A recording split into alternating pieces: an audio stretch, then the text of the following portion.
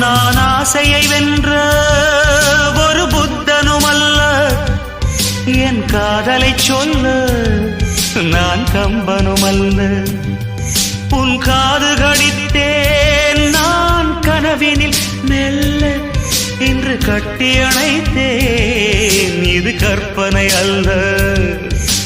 அடிமன